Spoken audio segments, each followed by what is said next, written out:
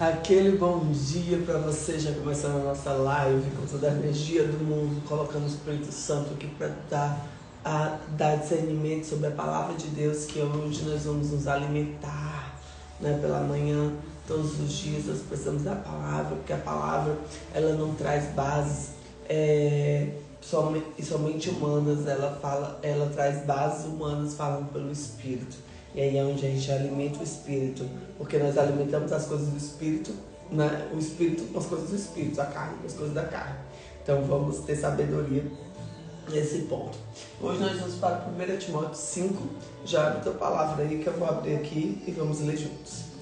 Não repreenda asperadamente o homem idoso, mas o exorte como ele fosse seu pai. Trate os jovens como irmãos, as mulheres idosas como mães e as moças como irmãs com toda a pureza. Trate adequadamente as viúvas que são realmente necessitadas. Mas se a viúva tem filhos ou netos, e estes aprendam primeiramente a colocar a religião em prática, cuidando de sua própria família, retribuindo o bem recebido de seus pais e avós, pois isso tudo agrada a Deus. A viúva realmente necessitada e amparada põe sua esperança em Deus e persiste dia e noite em oração e súplica. Mas a que vive para os prazeres, ainda que esteja viva, está morta. Deles estas ordens para que sejam repreensíveis. Se alguém não cuida dos seus parentes, especialmente da sua família, negou a fé, é pior do que um descrente. Forte, né? Se alguém não cuida dos seus parentes, especialmente da sua própria família, negou a fé, é pior do que um descrente. Forte. Nenhuma mulher deve ser inscrita na lista de viúvas, a não ser que tenha mais de 60 anos de idade, tendo sido fiel a seu marido e seja bem conhecida por suas obras, tais como criar filhos, ser hospitaleira, lavar os pés santos, socorrer os atribulados e dedicar-se a todo tipo de boa obra.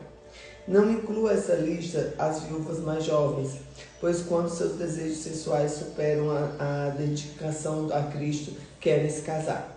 Assim, elas trazem condenação para si, condenação para si por haver rompido o seu primeiro compromisso, porque em primeiro lugar a gente está a Deus. Eu aprendi isso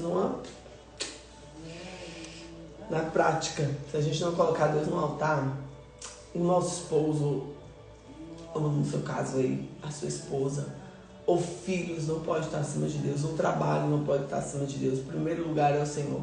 A palavra de Deus diz: buscar em primeiro lugar de Deus sua justiça, que todas as demais coisas serão acrescentadas. Então Deus, ele nos ensina. Isso é poderoso. Eu escutei semana passada pelo Samuel Wagner, ele diz uma coisa que é assim, ó: Deus, ele vai dar o que você tanto quer, mas ele vai fazer você não querer tanto aquilo que você quer para poder ele te dar. Por quê? Porque se a gente quer tanto, a gente torna aquilo um Deus. E o Senhor não se agrada disso. Amém? E diz assim, continuando: além disso, aprenda a ficar ociosas, andando de casa em casa. Não se tornam apenas ociosas, mas também fofoqueiras e indiscretas, falando coisas que não devem. Portanto, aconselho que as viúvas mais jovens se casem, tenha filhos, administre suas casas e não dê ao inimigo nenhum motivo de maledicência. Alguns, na verdade, se desviaram para seguir Satanás. Se alguma mulher crente tem viúvas em sua família, deve ajudá-las. Não seja a igreja sobrecarregada com elas, a fim que as viúvas realmente necessitadas sejam auxiliadas. Os presbíteros que lideram bem a igreja são dignos de dupla honra, especialmente aqueles cujo trabalho é pregação e ensino. Pois a Escritura diz: não amordace o boi enquanto está debulhando o cereal, e o trabalhador merece seu salário. Não aceite acusação contra o presbítero, se não for apoiado com 2 ou 3 testemunhas. Os que pecarem deverão ser repreendidos em público, para que os demais também temam. Eu o exalto solenemente diante de Deus, de Cristo Jesus e dos anjos eleitos, a que procura observar as instruções sem parcialidade e não faça nada por favoritismo. Não se precipite em impor as mãos sobre ninguém e não participe do pecado com os outros. Conserve o puro. Continue a beber água, tome também um pouco de vinho por causa do seu estômago e das frequentes enfermidades. Naquela época era o costume, né? Os pecados, alguns são evidentes, mas mesmo serão submetidos a julgamento ao passo dos pecados dos outros se manifestarem posteriormente. Da mesma forma, as boas obras são evidentes, e as que não são, não podem permanecer ocultas. Amém. Glória a Deus. Lembrando que é Paulo que escreveu para Timóteo. Pai, deixa eu ajustar aqui diante. Bom dia, Mari. Bom dia, doutor Juan. Bom dia, Socorrinha. Bom dia, gente. Bom dia. E olha só que interessante, né? Vamos lá para Timóteo. Ele vem falando aqui sobre respeito, vem falando sobre o cuidado das viúvas, dos parentes, de tudo isso. E vem falando sobre uma liderança responsável, vem falando sobre os presbíteros, as formas como devem ser conduzida essa parte também. Por quê, gente? Porque quando você assume um rebanho, né, vamos dizer assim, ovelhas do Senhor, você assume responsabilidades muito grandes. É tanto que eu sempre falo assim, né, as pessoas perguntam, você é pastora, não sei o que, eu não tenho título de pastora, mas eu tenho um trabalho de servir aos meus líderes, né?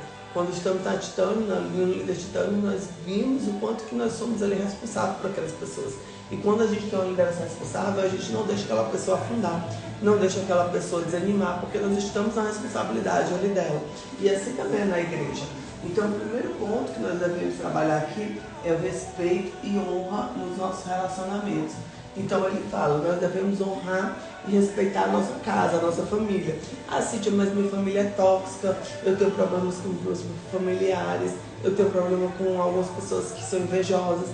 O Senhor diz, né, na palavra que nós devemos sentar nas mesas certas, né, que nós devemos ter cuidado. Em Provérbios ele fala, né, que não devemos partilhar o silêncio, às vezes é a melhor resposta.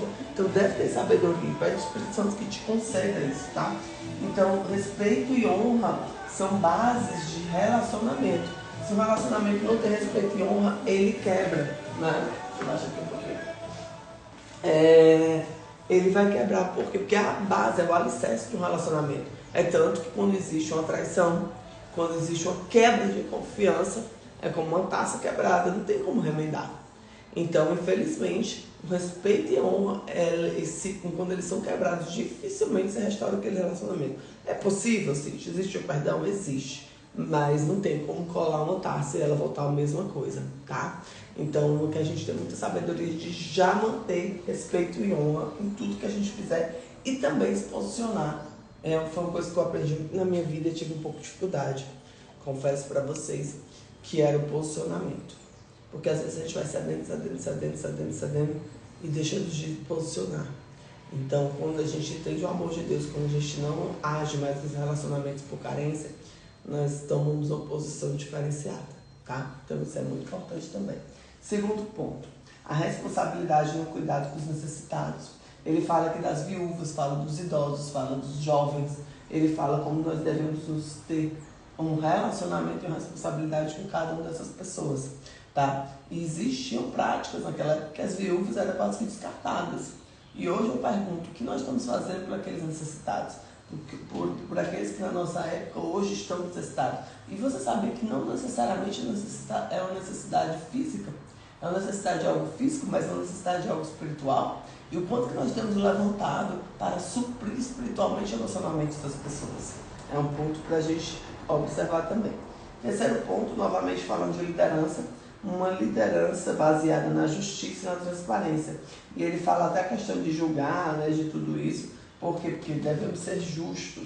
Uma liderança, ela é justa. Ela não é da mesma forma. O líder tem que tratar todo mundo igual. Tem que tratar todo mundo igual. Mas não tem como você exigir de uma liderança a mesma meritocracia, né? Uma meritocracia igual para todo mundo, porque é uma meritocracia. Na verdade, cada um vai receber aquilo de acordo com o que está fazendo, né? Faz sentido aí para vocês? Então, novamente, eu volto, ó.